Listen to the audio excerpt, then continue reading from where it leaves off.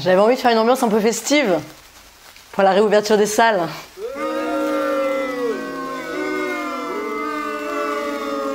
Ouais, c'est pas ouf. C'est pas...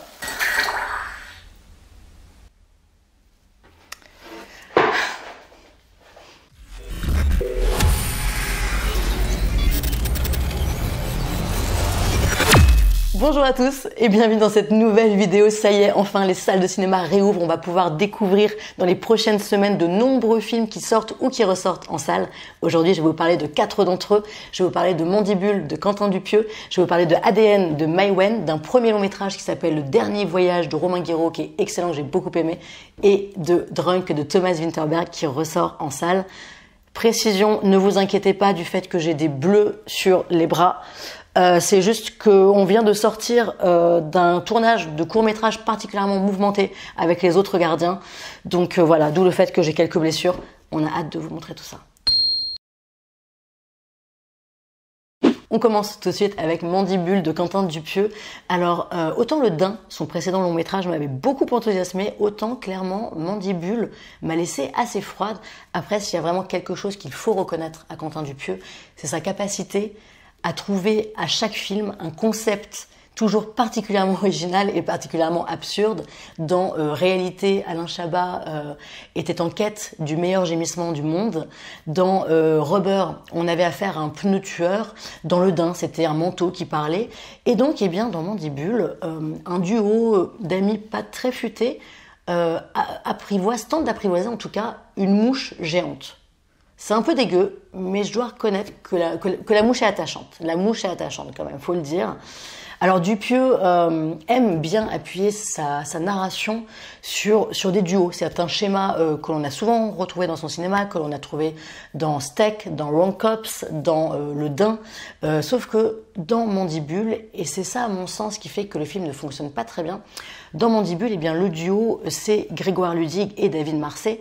Et même si je les respecte totalement en tant que comédien, par exemple Grégoire Ludig dans Au Poste de Quentin Dupieux était très bien, mais il était en solo, le fait de les voir en duo dans Mandibule, pour moi, ils ne s'insèrent pas particulièrement bien à deux dans l'univers de Quentin Dupieux, et je trouve que ça ne fonctionne pas parce qu'on a l'impression en fait de voir un long sketch du Palmachot. En revanche, le reste du casting est très bien. Il y a notamment Adèle Exarchopoulos qui continue un peu sur sa lancée comique qu'elle avait entamée avec la série La Flamme, et je trouve que c'est un registre dans lequel elle est assez à l'aise, et c'est plutôt intéressant justement de la voir un petit peu changer de voix comme ça.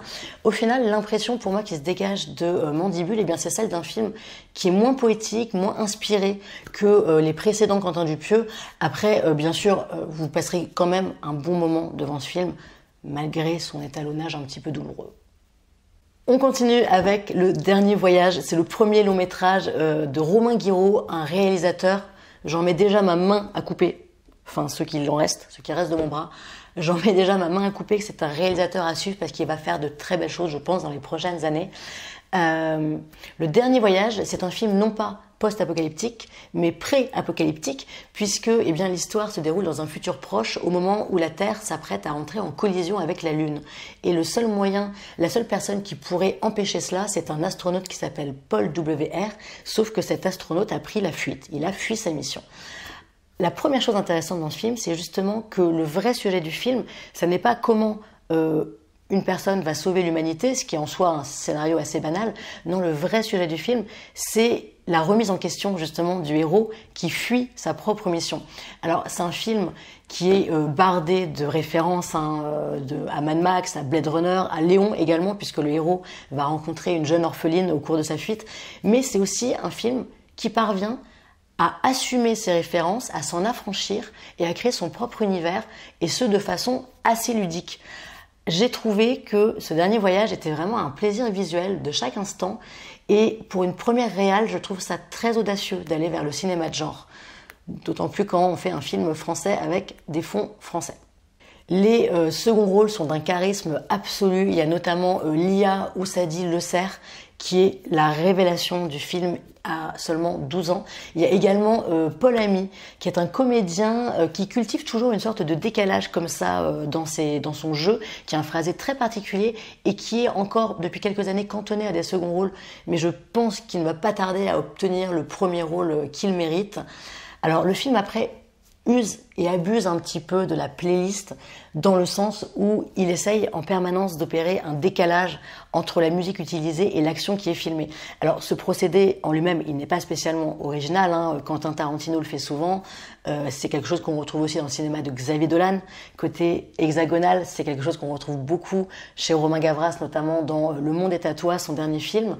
Mais personnellement, c'est un procédé que j'aime beaucoup, même s'il est assez clipesque, assez tape à l'œil, parce que c'est aussi un procédé qui est hyper jouissif. Vous avez remarqué, je mets toujours le mot jouissif dans chacune de mes chroniques. Et dans le cas du dernier voyage, eh bien, ça donne au film un côté très décomplexé. Et puis moi, pardon, je suis peut-être bon public, mais une scène de baston au ralenti sur du Eddie Mitchell, bah ça me met en joie, quoi. Bah ouais, ça me met en joie. Ça me met en joie. Vous avez vu mon beau t-shirt? Attendez, je vais vous montrer. Je suis en pyjama par contre en dessous, mais... Non, admirez quand même. Il est beau, hein. Code promo en dessous, code promo. On poursuit maintenant avec ADN, le nouveau film de Mai Wen, son 5e film. Alors, il y a quelques mois de ça, j'avais pas encore vu le film, et j'entendais deux journalistes en fait parler entre eux, et une journaliste donc disait à son confrère: tu as vu ADN de Mai Wen? Non mais cette femme, faut qu'elle arrête de faire du cinéma, on est bien d'accord. Et moi, quand j'avais entendu ça, je m'étais dit, c'est quand même un petit peu méprisant, peut-être un petit peu exagéré. Après, j'ai vu le film. Elle avait raison. Elle avait raison. Non, comment dire, l'intention de Mai Wen, qui dans ce film parle de ses origines franco-algériennes, son intention, à la base, elle est très intéressante et très louable, c'est-à-dire que finalement, elle voulait interroger de quoi on est fait.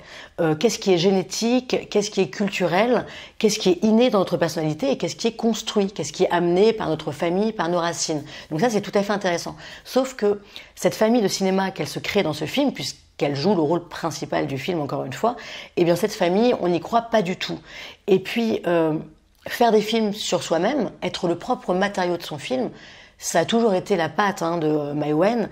Il y a pas mal de films où elle y arrivait très bien, sauf que dans ADN, eh bien là, ça devient très maladroit et ça n'est plus du tout touchant. Et finalement, on sent que le film est au service de son ego et non l'inverse. Et Mai Wen, que j'ai toujours trouvé très juste dans sa façon d'écrire des dialogues, très juste dans sa façon de diriger les comédiens, de jouer elle-même, eh bien, a perdu dans ADN finalement cette justesse. Et c'est très étrange parce que c'est son 5e film et pourtant j'ai l'impression que c'est le moins abouti de sa filmographie. Qu'est-ce qu'on a ensuite comme sortie salle? Adieu les cons de Dupontel. Je connais pas. Bon, continuer sur autre chose du coup. Drunk, par exemple, de Thomas Vinterberg, qui était déjà sorti en salle cet automne, mais qui ressort puisqu'il a eu l'Oscar du meilleur film étranger, Oscar tout à fait mérité. Il est donc réalisé par Thomas Vinterberg, réalisateur danois qu'on connaît notamment pour Festen et pour La Chasse. Dans Drunk, eh bien, 4 amis qui sont profs, qui ont une bonne quarantaine d'années, décident, alors qu'ils sont quand même un petit peu fatigués par la vie, un petit peu désillusionnés, ils décident eh bien, de tester une théorie philosophique assez farfelu, un mot qu'on n'utilise pas assez souvent, assez farfelu, selon laquelle il nous manquerait eh bien, l'équivalent de 2 verres d'alcool dans le sang pour finalement être au top de ses capacités et pour finalement être plus heureux. Et ils vont tenter d'appliquer cette théorie donc en buvant de l'alcool toute la journée pour se maintenir à un certain seuil d'alcool. Et évidemment, la situation, comme on s'en doute, va dérailler. Tout comme moi, j'ai bu 2 verres d'alcool avant de faire cette vidéo. Normal. C'est pas grave, je rigole. Je bois une tisane nuit calme, avec du whisky dedans. Drunk, c'est un film qui est très intelligent, voire même brillant, et qui arrive, ça c'est très fort, à échapper à toute considération morale. Ce qui est ultra difficile au vu du sujet, puisque l'alcool, c'est à la fois un sujet qui est très subversif, et qui en même temps eh bien, concerne quasiment tout le monde, en tout cas dans le monde occidental. Et Vinterberg, avec beaucoup de sarcasme, réussit à pointer du doigt la façon dont l'éthanol est omniprésent dans nos vies. Après, Drunk, ça n'est pas du tout un film qui dénonce les méfaits de l'alcool.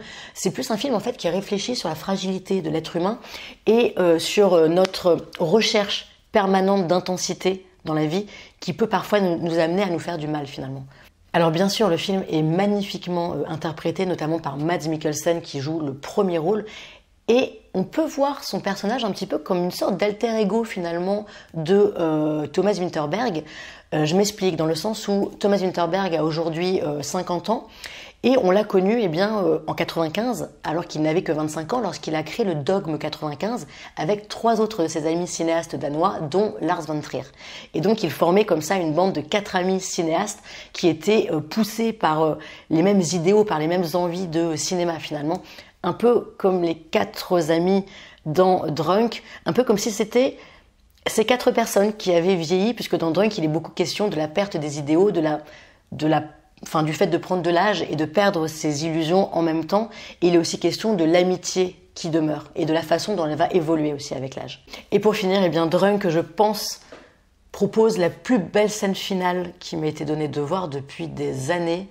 La scène finale est extrêmement lumineuse, c'est une sorte d'apothéose qui vous met dans un état d'euphorie en fait particulier, comme si vous aviez bu un petit peu d'alcool, voilà. Donc vous voyez, finalement, allez voir Drunk, ça vous fera économiser 2 pintes. On se plaint que le cinéma c'est cher, mais au final avec Drunk, ça fait cinéma et bar. C'est parfait, voilà. Conclusion éclatée au sol, putain. Oh non, j'ai dit putain, la vidéo va être démonétisée, j'étais à ça de la terminer. Bref, Drunk, un film à voir, ou plutôt devrais-je dire à boire. C'est de pire en pire, elle s'enfonce. Il est temps de terminer cette vidéo. Oh putain, je m'étais même pas recoiffée. Oh non, j'ai fait toute la vidéo avec cette coiffure dégueulasse. Bon, c'est pas grave. Voilà, c'est la fin de cette vidéo, j'espère qu'elle vous a plu. N'hésitez pas à mettre en commentaire les films que vous attendez, les films que vous allez voir. N'hésitez pas à me mettre en commentaire, est-ce que vous êtes pour ou contre l'alcool, pour ou contre les tisanes nuit calme, pour ou contre la fin du monde, pour ou contre les tests ADN. Et je vous dis à la semaine prochaine. J'ai failli boire cette eau. J'ai eu un petit moment de non, et puis assez vite, je me suis dit, ah, ça fait un truc très bizarre au fond. C'est beau quand même. Hein. Allez, c'est pas le but de la vidéo. Parlons plutôt de Drunk. Je viens de cracher. Ok.